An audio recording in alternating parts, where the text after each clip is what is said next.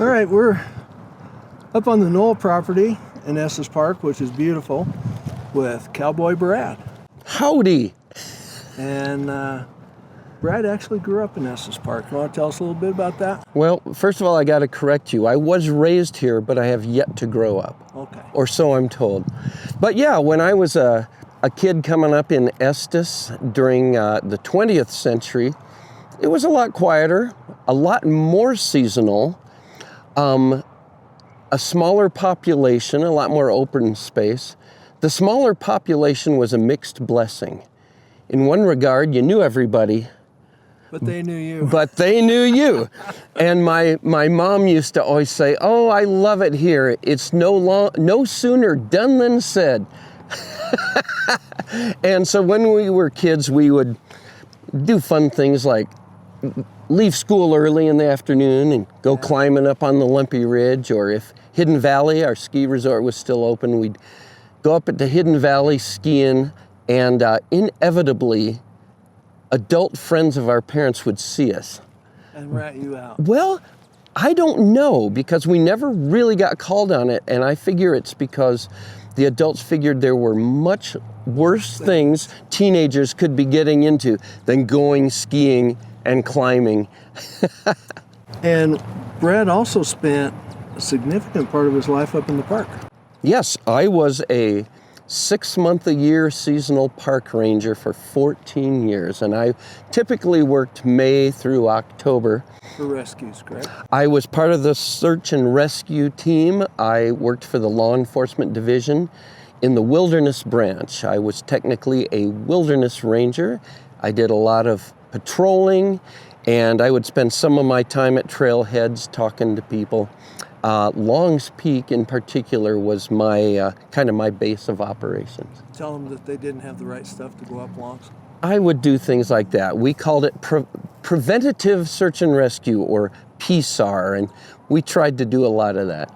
Yeah, there's a lot of people that come from what we call the flatlands, and they're a little overweight, just like me.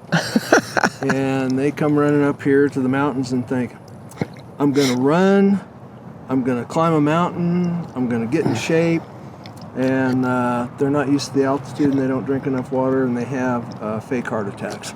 Yeah, and that's the thing. There is no uniform reaction to acclimating to the elevation. It can take some people days and others weeks. And I remember during some of the rescues I was in on up at Long's Peak, taking down elite triathletes who had gotten altitude sickness. And meanwhile, here come the soft couch potatoes going on up slowly. But the reason was their personal physiology reacted better to the altitude. It just can't be predicted. I know you weren't born with a guitar in your hand. Tell us how you got into music. Well, when I was a kid, both of my parents were very musical.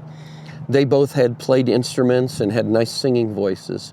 And, when I was a kid, the best child rearing tool that parents had at the time was the TV. And so I would watch programs on TV where there was always, kids' music. And also, my folks had a great record collection. So they'd I can remember sitting in our living room as a little kid, sitting on the floor, and my mom would put on a record, an LP, 33 1/3 revolutions per minute of kids' songs. And I would listen to those, and I'd try to imagine what was making those sounds. So I wanted to learn more about it, and I learned about instruments. Oh, horns made those sounds, strings made those sounds, drums made those sounds. And I can remember that at a very young age, maybe 3 years old. And you probably started with a drum. Actually, the first instrument I ever played was when I was 6 years old. My folks put me into piano lessons. Oh.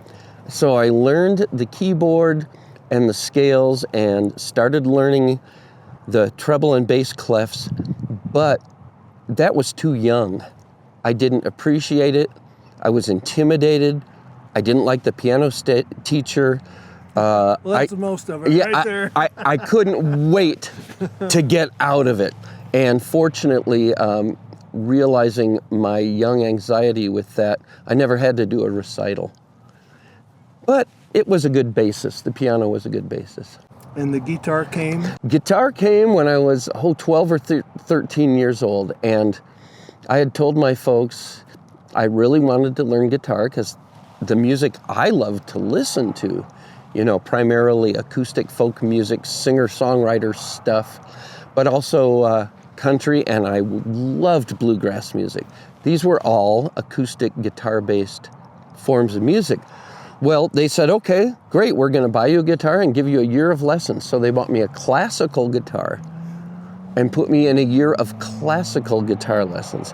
Now, that's a good bass. It was a good bass. At the time, I didn't like it, but they said stick with it for a year and then you can quit. So I stuck with it for a year, then didn't have to do the lessons anymore.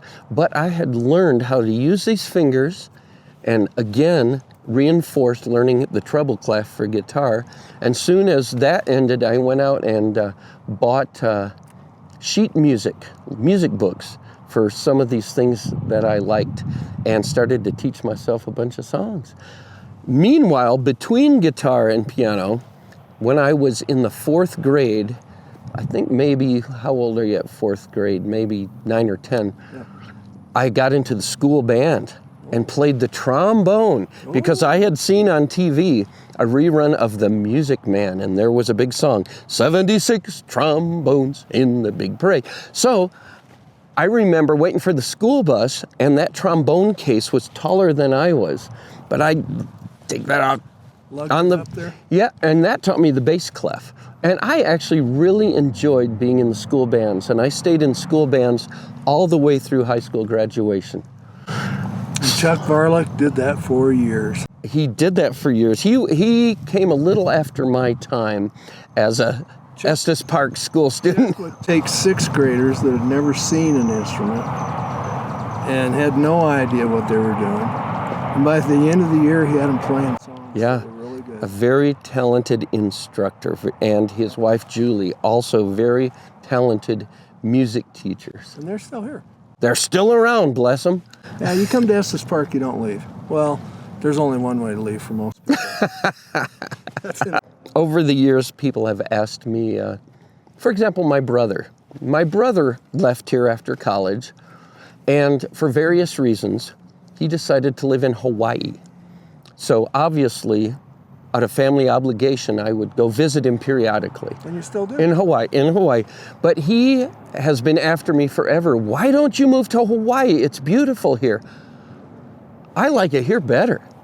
We have 4 seasons. We have all kinds of weather. Twin Owls right in front of you. Yes.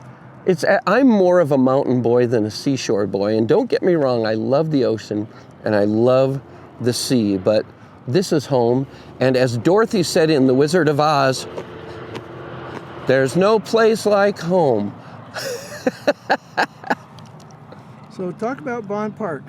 Bond Park, okay, well, in the mid-90s, I had just returned home from 8 years of military service.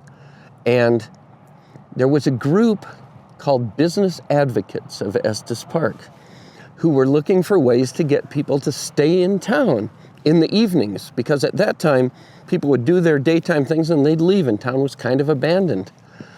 And they hired the late Jim Barleen, who ran the Barleens Family Country Music Show in town at that time, and his son Bob to play cowboy music in Bond Park. Well, that's first summer I was back, I went to hear him. I thought, that's so cool, I love it. So I kept going back to hear him because I love that music. I have loved that music since I was a child. Well, after one summer, Jim decided he was done with it. So It didn't last very long, did it? in one summer, so he told his friend, or his son, Bob, he said, why don't you ask Brad? He's back, he likes this music. So Bob invited me, and so the two of us did it together for 2 or 3 years until Bob had had enough.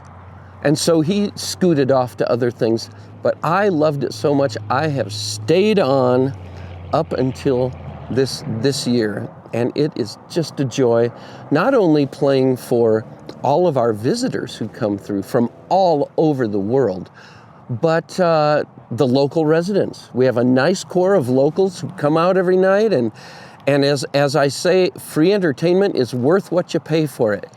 But fortunately, I am sponsored not only by the town, but by wonderful businesses in Estes Park, and a long-time sponsor has been Mr. Estes Park himself, Gerald Mayo. Best money I ever spent. So what's interesting about Brad and his, used to be a campfire sing-along in Bond Park, and then they wouldn't let us build a log fire anymore. Right. So then we put in a propane fire, and they took that away from us, so now it's just sing-along. There's no fire. No fire, but elk occasionally. Yes, we get elk. We get families of elk, babies and mamas most often. What's really fun for me is that generations of people that have come and made memories with Brad in Bond Park. It's every time, I think last year or 2 years ago, the little girl had a cutout made of Brad. Yeah, 2 summers ago. Yeah, and she said, "Cowboy Brad, this is cardboard Brad." And I still have cardboard Brad. That was so nice, very flattering. So Estes Park's a beautiful place to be. This man, if you haven't heard him in Bond Park, sings some pretty amazing songs. He sings a lot of favorites, does requests, and he's written a lot of his own music. Almost 300 songs. That's pretty good. I have published 287 songs. And you can buy his CDs at cowboybrad.com. Oh, That's- Cowboy. Cowboybrad.com, but also Peaks Hallmark in Estes Park carries them. Carries them. There's several stores probably. There probably are. My business manager takes care of that. Thanks for your time, Thank you, Gerald. and I hope they all come to see you. Well, I hope they all not only come to see me, but I hope you'll buy some property from Mr. Estes Park. I recommend it. Thanks, and see you later.